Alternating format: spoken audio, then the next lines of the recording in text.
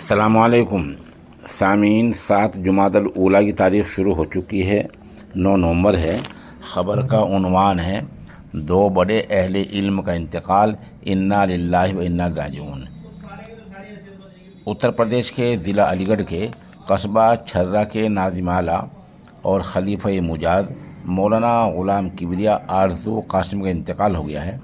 وہ مدرسہ عربیہ قاسم العلوم چھرا کے ناظم اعلیٰ بھی تھے اور سلسلہ تھانوی کے خلیفہ اجل حضرت مولانا مسیح اللہ خان جلال آبادی رحمۃ اللہ علیہ کے خلیفہ مجاز بھی تھے۔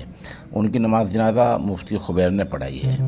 ادھر دوسرا حادثہ فاجعہ ام المدارس دارالعلوم دیوبند کے بلند شہر حلقے کے محصل سفیر مولانا زبیر کا بھی انتقال ہو گیا ہے۔ مولانا مرحوم سروٹ مظفر نگر کے رہنے والے تھے۔ اس حادثے کی ام المدارس کے ہی مبلغ حضرت مولانا محمد یامین قاسمی دامت برکاتہم نے تصدیق کی ہے اور حادثے پر گہرے رنج و الم کا اظہار کیا ہے۔